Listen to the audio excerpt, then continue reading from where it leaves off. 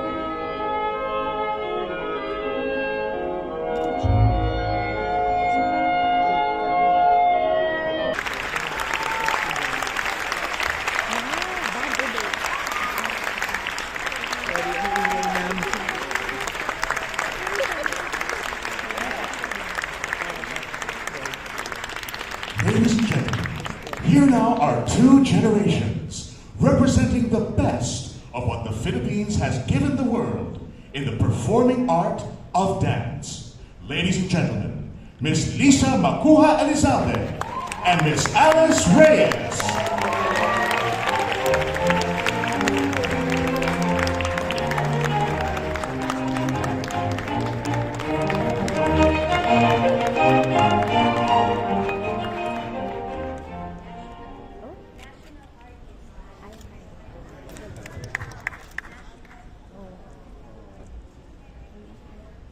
I guess I have to turn it on.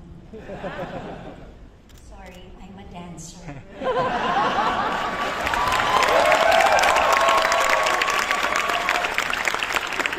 I just want to say national artist Alice Reyes.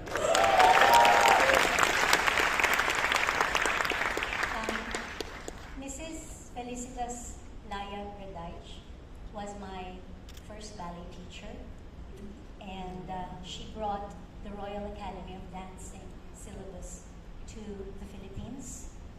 And she was, of course, a pioneer, and her most famous role was that of Giselle, that was so beautifully performed by Ballet Manila principal dancers Joan Sia and Elpida Maga. When she was artistic director of Dance Theater Philippines, and I was 15 years old, and I decided that I wanted to become a ballerina when I got older. My parents were against it, and Mrs. Redaich wrote my dad a letter. Because my dad wanted me to become an accountant. And so she wrote my dad a letter saying, Cesar, the Philippines has so many accountants, but not that many ballerinas. Let your daughter pursue her dream. And she really, I'm here on stage because of Mrs. Redaich, and I owe her my whole career.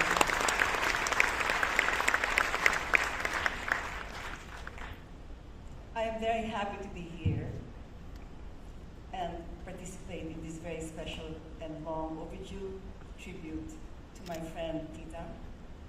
When Audie told me that they were looking for nominees and that she had been nominated by Lisa, I said, but she's my nominee too. Because she has had many roles in life, but for me, I treasure her most as a teacher.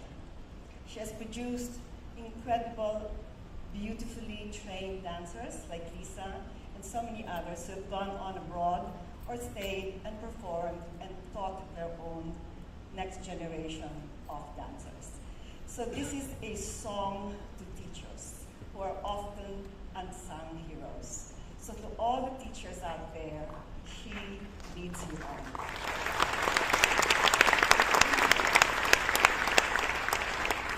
And I think we'd like to call on stage her daughter, Vinky Redaich Helik, to accept the award.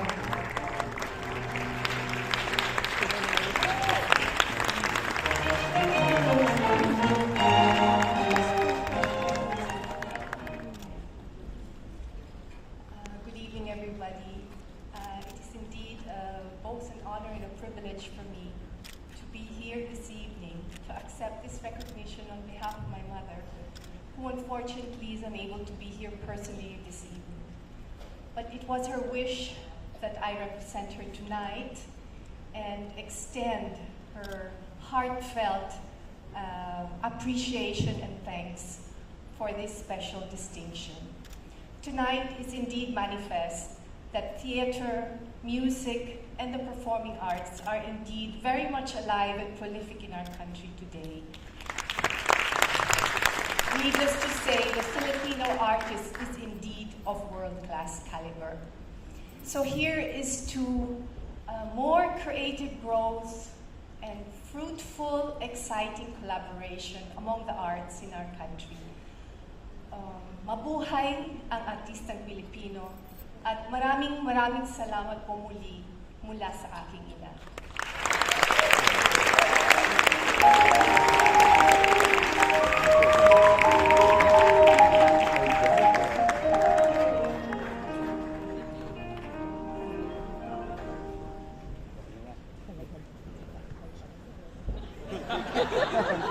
Ang mga manungulat ng mga dula at lyrics na lumilikha ng mga kwento. Ang mga designers naman ang nagpapaganda ng entablado at mga kasuotan ng mga aktor. Pero artistic team ang nagtatagpi ng iba't ibang bahagi ng produksyon. Ang script, ang music, ang lights, ang sound, ang set at costume design, at ang mga performances para mabuo ang palabas. Sa kanila nakasalalay ang tagumpay ng isang produksyon. Here to present the first artistic award of the evening, ladies and gentlemen, we have two noted choreographers. One medyo matagal-tagal na sa industriya, poste, and the other ay medyo bago-bago pa, bagets. Ladies and gentlemen, Dina Aquino and Stephen Viñas.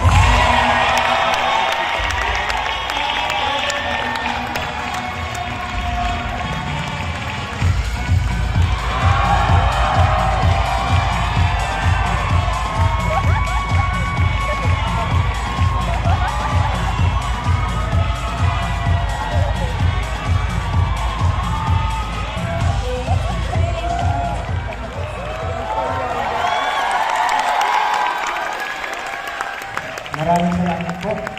Bakit ka hinihingal? Ilang taong ka na? 25 years old. Ako po, thank you. Ako nga po pala si Stephen Viñas. Thank you. Ako naman po ay si Dina Aquino. Ako po si Stephen Viñas. Ako po si Dina Aquino. Thank you. Nagsimula po akong lumikha ng sayaw noong 2012 dahil po sa inspirasyon ng aking guro na nandito po ngayon, si Professor Dexter Santos. Kung wala po kayo, wala rin po ako dito. So, salamat po. And sing in a musical. Why is choreography important? Ang choreography sa isang musical ay hindi lang dancing. It needed to aid the plot and character development and enhance the spirit of the show. It can be a simple walk, a blink, crossing across the stage, ganun kasimple. A choreographer should always remember this. You should know the script, music, and characters. Communicate with the director. Keep things simple. Be aware of the space. Be imaginative. And be able to imagine the end product through the process of creating and experiencing. And curtain. Thank you. So, the nominees for the 2019 Gawad Buhay for Outstanding Choreography are PJ Rebolida, ito na, musical na po, 9 Works Theatricals. Dexter Santos, ang huling albino. Full House Theater Company. And the 2019 Gawad Buhay for Outstanding Choreography goes to...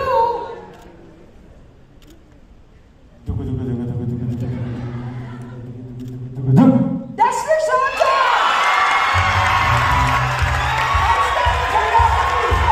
Outstanding choreography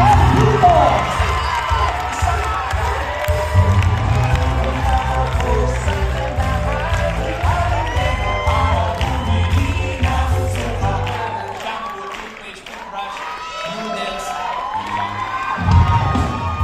albino.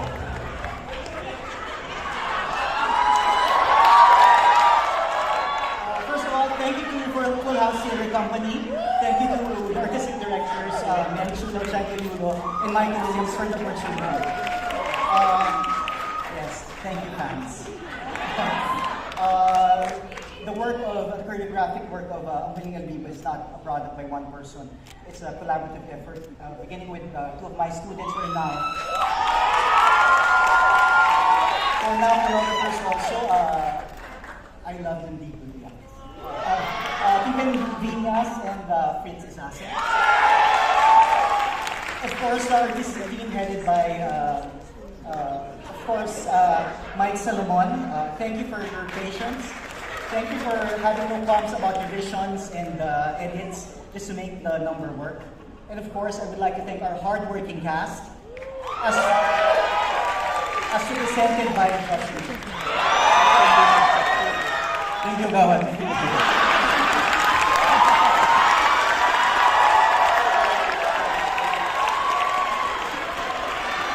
Ladies and gentlemen, several generations ago, one of our following presenters began as part of an ensemble.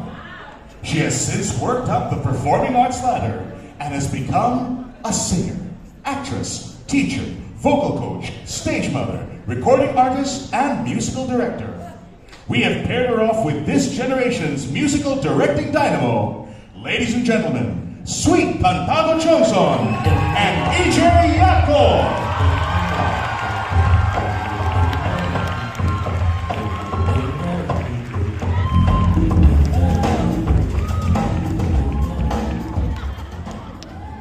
Fresh mo naman. Hello po, Teacher Sweet. Millennial, mabibilasa ka rin. Alam niyo, Teacher Sweet, alam mo perfect na tayong dalawa yung mag-present. Yes, I'm so glad kasi itong category na to. Na-nominate tayong dalawa dito. Both. I recall eh. Yes. Pero I won last year.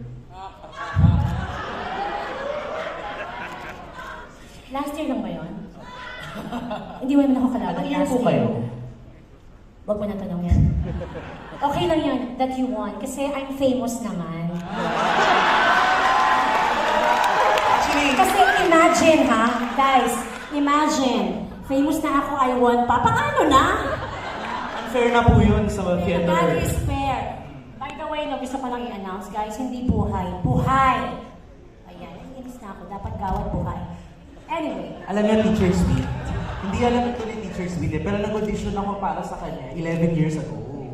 Oo, sa Trumpet sa Idol, out there, gano'n. Tapos takot na takot ako sa inyo, then look, here we are, di ba? 11 years. So 17 po ako. the level na tayo. Sige. Ay, let's go na nga. Tagal. Okay. Ito na, no? Asa na ba yun? Aviva to, mali.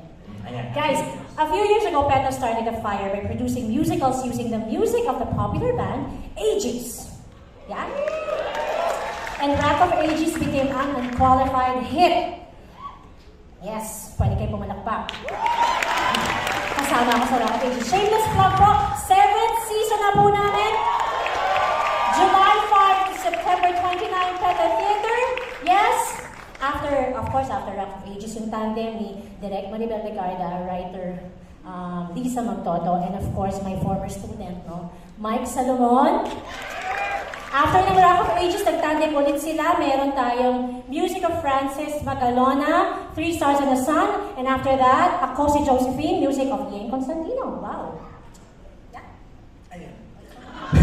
Sayang ang suit. Wala sa script. Ang lalo kasi eh. Okay. That idea caught on and 2 other theater companies produced 2 others with music by Apple and the Eraserheads. Yeah. Reimagining the music and utilizing them in ways the composers would never have imagined. Yes, and both became monster hits in 2018, thus earning the moniker. Wow, saan mo yung moniker?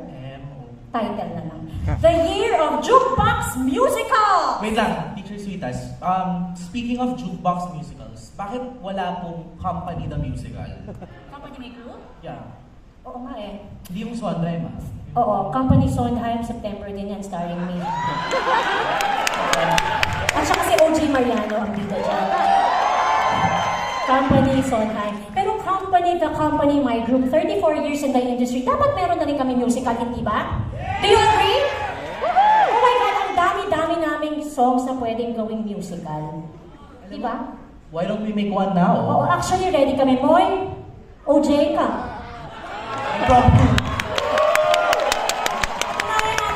Dapat meron din tayo musical, ha? Oh, pwede nyo i-produce. Agawan na lang kayo. RF. Ha? Wow, Moy, nagbihis ka. Kumusta ang raffles? Ayan!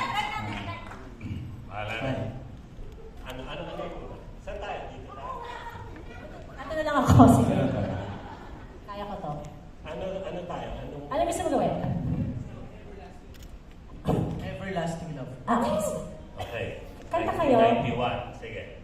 Parang familiar yun. Anong key? Kanta tayo.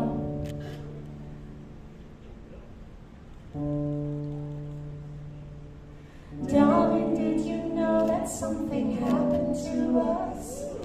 Right before the future and right after the past.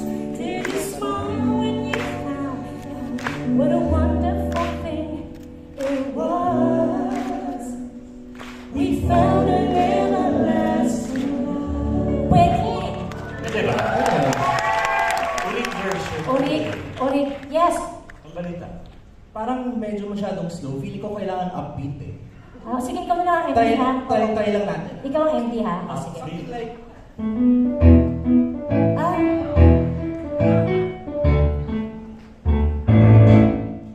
Darling, did you know that something happened to us? Right before the future, right after the past. The wonderful thing it was. We found an everlasting. Ewan ko na. Ewan ko dyan. alam mo parang May katutugi. Nagawa na yun. Parang Nagawa na yun. dubi-dubi ang kasunod sa Apo or ano. Iba. Iba na. Alam ko na. Senti. Uso yung mga tago sa puso eh. Okay, sige. Ganito, ganito. OJ, tirahin mo nga yan. Parang alam mo yan. Familiar. Go, OJ. Kaya mo yan, OJ.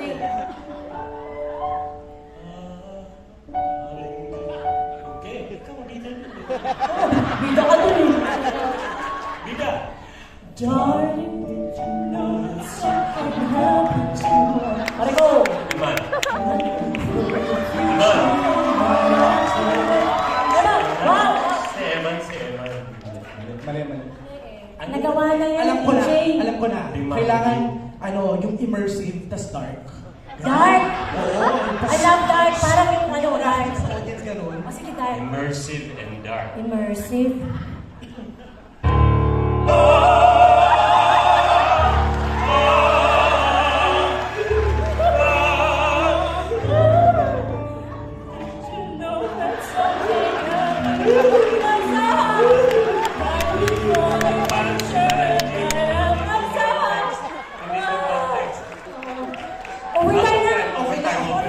Mag-meeting tayo. Okay, let's talk about this, ha? Talk about it. Thank you po rin, OJ, ha? Thank you. Thank you.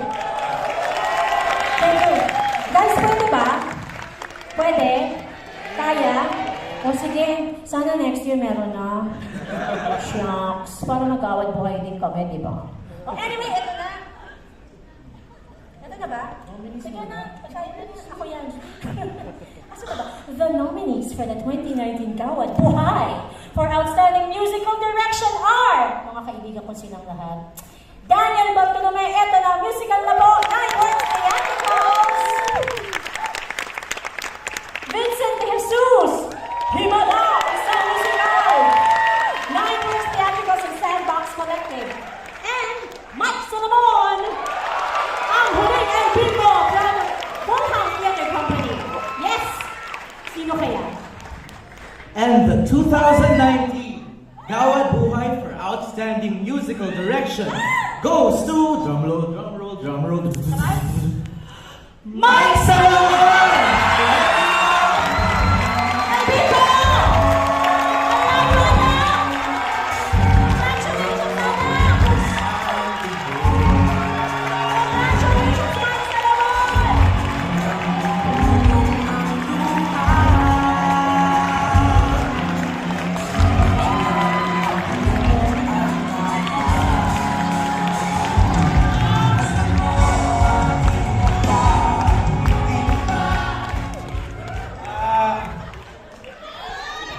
Malapit.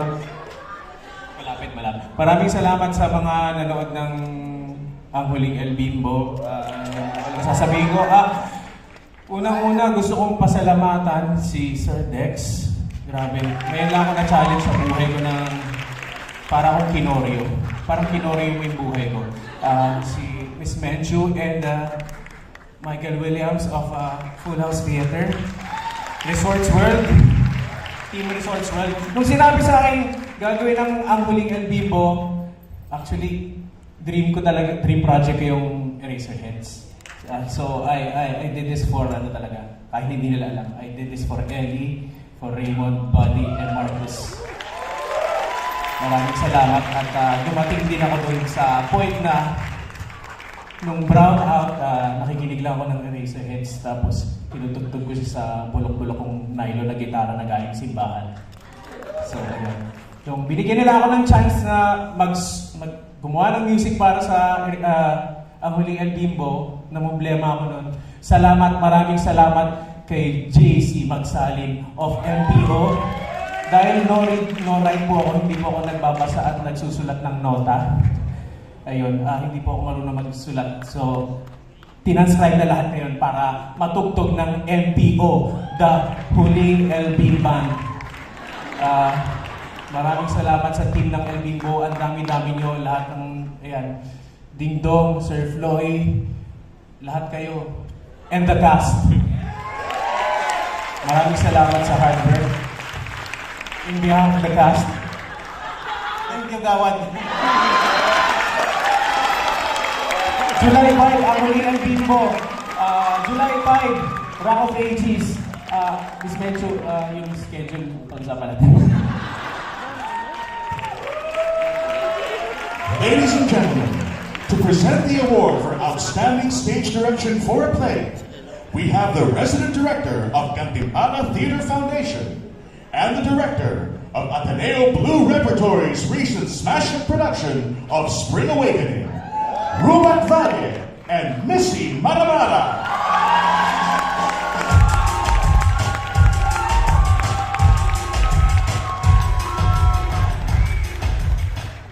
Good evening, Sir Rubat. Good evening. Sir, as resident director, what's it like directing for Gantimpala? We have a different setup in Gantimpala. We do plays, paulit-ulit every year kasi we cater to students. So, in my case, I've been directing Ibong Adarna for 22 consecutive years. How do you keep that exciting and fresh? Well, Direct. for me, directing is always exciting, no matter how long you've been doing it. Well, it's always a thrill. Ngayon naman, Teacher Misty, nalilito po ako, minsan tinatawag siyang Mara-Misi-Misi. Misi, Mara-Mara. I was it naman directing students sa school. Oh, they're great. They're absolutely great. And they've all aspired to be like the professionals here in this room. In fact, being a director in a school setting, it's pretty much the same, I guess. You have to be in charge of the vision. You have to be in charge of the cohesion. You have to be in charge of the execution. Make sure everything's together. You also have to be in charge of being the guidance counselor. Ganun din po ba sa professional world? Yes, medyo. So wala palang pinagkaba. In fact, I'm so proud as a teacher because two of my former students are now Gawad Buhay nominees. Maybe one of them is for, mamaya na si Best Actress, but sir, one of my students is Best Director nominee. So let's name them. For Manila Notes, Oriza Hirata, Tanghalang Pilipino. Melvin Lee for Night Mother, Teta. Andre Pamintuan, Lance, Sandbox Collective. Chris Villonco, Adults House Part 2, And Joy Virata, Silent Sky Repertory Philippines. And the winner, ladies and gentlemen, Gawad Buhay Awards 2018, Outstanding Stage Direction for a Play for Adults House Part 2 is Chris Villonco!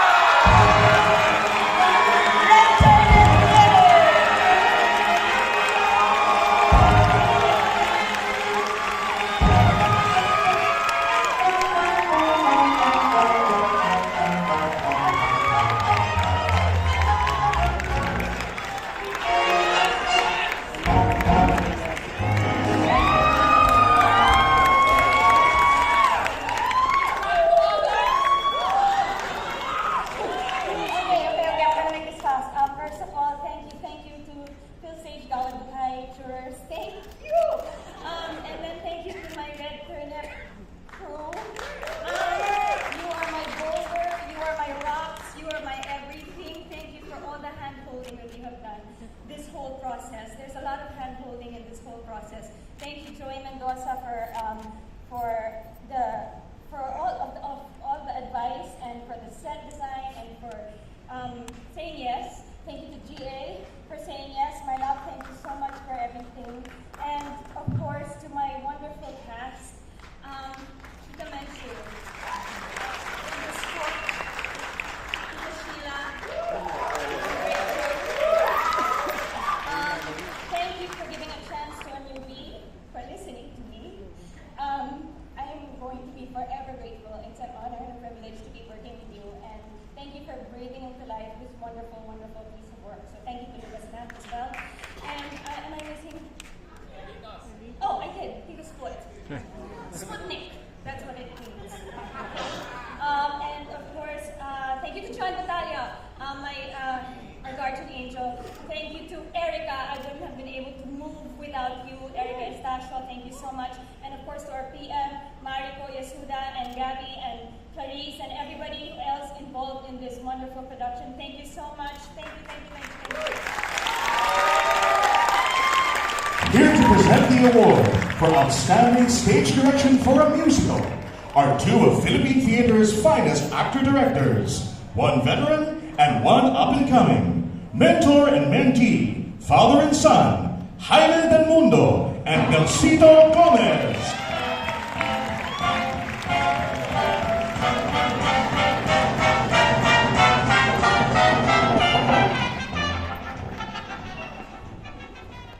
Audie asked me to say something about generations and direction. And well, we put our heads together and came up with something. However, because of the memory of my generation, I had to write it down. And I wrote down some stuff too, just to not make him look bad. Oh, sorry, this is yours. It's the bigger font. Thank you, Sam.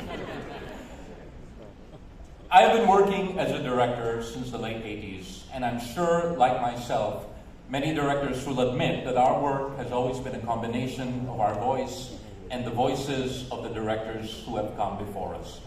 Our mentors, whether they know it or not. I consider myself lucky to have been influenced, nay, to have stood on the shoulders of Filipino directors like Zenaida Amador, Lamberto Avellana, Jonas Sebastian, Freddy Santos, and I've learned so much from the productions of Ben Cervantes, Don Juan, Tony Mabesa, Tony Espejo, Father Reuter, as well as the great Rolando Tino. I've also learned much from my peer directors and friends Bart Gingona, Odi Hemora, Dennis Marsigan, and Menchu Lapchenko Yulo. A lot of wonderful names. That's all well and good. But the reality is these names and productions will one day all be forgotten. That is the nature of the theater experience. It's ephemeral.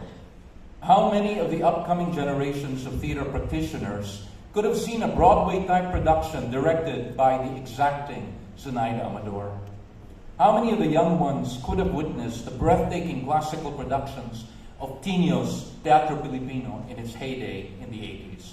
Or the productions of Jonas Sebastian, for that matter. Just a few weeks ago, I was in conversation with a professional actor who had no idea who Freddy Santos was. Freddy, a stalwart theater actor, director, and writer when we were all starting out. Of course, this only served to underline the reality we face. Names will be forgotten, and maybe that's okay as long as the legacies aren't forgotten. Because it is the influence and the work of our predecessors that have shaped us. Names may and will fade as names do, but their lessons live. And by standing on those shoulders, we were able to take in wider vistas. By standing on those shoulders, we were able to raise the bar. And now, it's our turn. Our generation's turn to make sure the upcoming generation of directors stand on our shoulders if they are to raise the bar even higher than our generation did.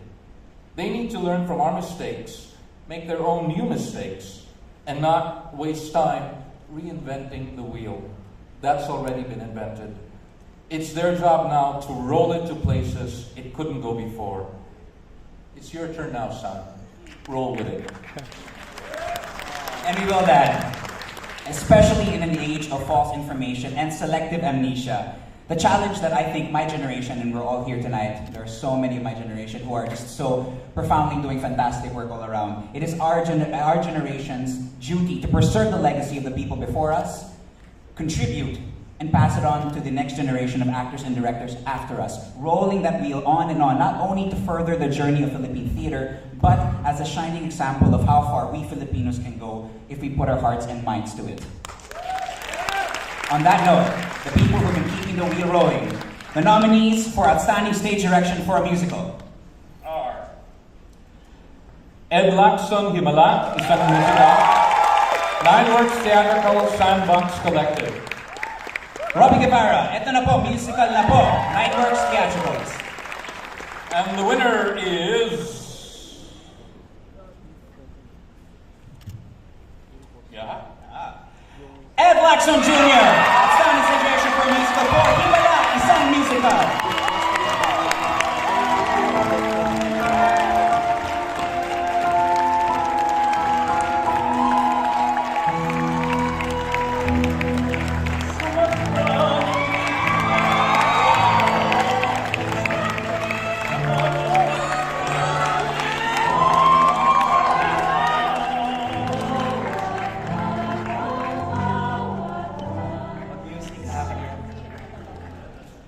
Nagsulat na po ako. Teka po. Okay.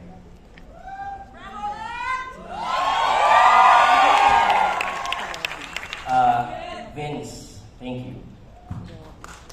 We were just drinking in the lobby of our Center Spotlight and you offered it to me. I thought you were joking, but you were giving a real offer, and we met Tuesday and we're now here. Thank you for the trust, for allowing a new generation to work on this masterpiece. Thank you for that. Without that offer, we will not all be here, the cast of Himala. Sorry. To Jed and to Perky, yung first na kasama natin. Wala kaming budget, we just wanted to do a new version of Himala. We have no idea how to do it, we just know we will do it. We had an audition, wala kaming producers. But we wanted the show to happen. Then came Nineworks and Sandbox. Thank you all. Again, I made a joke on Messenger to Toph. Ako na lang mag-produce, and he said yes. So, again, jokes work, guys. Jokes work. Joke nyo na lahat ng friends mo. To Anna and Sandy for that sit-down meeting. To Sab, to John, to the whole Nineworks Sandbox team, thank you for the trust. To my production team, to Pat, Julio, Rachel, Gabe, Ian, to our designers, JM, Barbie, Carlo, and to my actors for the trust. We went through a lot to get to this point, and I really appreciate trusting a young director like me who doesn't even know anything about musicals.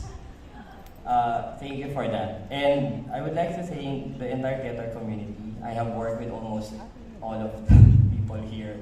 And I worked with your stage managers and as a director, as a designer. And I would like to thank you all for helping me get to where I am today. So, thank you very much. Thank you very much. Ladies and gentlemen, here are two gentlemen whose attachment to and love for Eto Na, Musikal Na Po is undeniable. Boboy Garovillo and Robbie Guevara.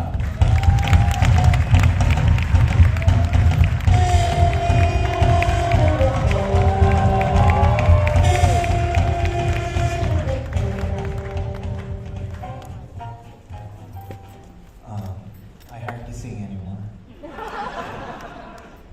Good evening, ladies and gentlemen. I'm so happy to be here. Robbie, congratulations for the awards that you've gotten tonight. Thank you for the trust. Yes. So we're going to introduce the Apple segment. And Tito Audie wanted us to just tell you a short story on how that whole thing started. And it started all the way back in 2003 when I did a play. That long ago? That long ago. We did a political satire called Electile Dysfunction. And yeah. Backstage, when we were waiting for our cues, he would always make me cuento the story of their group, of Apo Hiking Society, how they started. They were 12, they eventually ended 3, and I told him, you should make that into a show one day or a movie. 10 years later, in 2013, we did Grease, Nine Works Theatrical, and Boboy guested in our show as the teen angel. And after one show, he said, sabi ko, Rob, are you still interested in that, making a play out of the music of the Apple? And sabi niya, yeah, sure. Sabi ko, we don't want to get involved in this music. If you're going to just make a story, create a story, submit it to us, and we will just say yes or no. It's a nice story. We can do that. And then he kept on making kulit, getting in touch with me, and talking to me, and asking me about our group. So I go, teka, don't do a biography of us. Just write a new story. When he gave me the script, the first drafts, so I go, you're trying to tell our story, but it's not ours. Anyway, sabi niya, no, pwede naman ma-excuse naman talaga pag nasa theater na ma-excuse naman na you can be as close to the real story as you can get, but it's not really the story until we finally saw the finished product. Yeah. And it's not our story. Yeah, so but it's pretty close. Yeah, so when he did Grease, that was in 2013, and then we did a rerun in 2014. That's when I started writing musical na po. That summer, it was supposed to have been workshopped at our stage camp. And then I sent him version 1. He told me to keep on working on it. Until umabot ng version 5. And John and I, like I mentioned earlier, we just kept on working on it. And then eventually, we couldn't workshop it because there weren't enough men in our stage camp classes. It was always full of girls. So I couldn't assemble a cast of 7 men at least. There was just 2 guys and 24 girls, or the usual workshop. So it kind of got shelved, and then in 2017 again, Globe Live Joe said, let's do a musical. And I said, an original musical. And I said, I wrote one 3 years ago. You'd be interested. The rest is history. So yeah, by the time Globe Live came in, that was version 8. And we opened last year with version 28, and we closed with version 30. And this year we opened with version 31 and closed with version 33. So it's evolving. Yeah. It's not yet done. And Robbie, actually, I'd like to tell everybody, congratulations. It's a work of genius for me. Thank you. And really, tama yung sinabi nila, you never thought that your music could be interpreted in so many other ways. And that's how we felt about it. And congratulations. And the Apple, all in our career, in our 40 plus years, we've always been working for OPM. In fact, not known to many, we were the ones who coined OPM. It was original Filipino music. And as of tonight, after this, I think we should keep on working for original Filipino music guys. I agree. OPM is original Filipino music guys. I personally would like to thank Boboy and Danny and Jim and even Louis Ocampo for again entrusting their songs with us. So without further ado, Moy, yung company, kaibiganin mo lang to. Gagawang kayo ng kwento ka. Diba, Moy? Anyway. Okay. Let's go to the... Yeah. So... What did we prepare? We prepared the short segments. Yeah. If you haven't seen it, this is not how we depicted it. It's a different version. It's a cast of 18. unfortunately only 12 can come. But we will give you the beautiful music of Apo Hiking Society, our version. Please welcome the cast of Eto Na, Musikan Ako.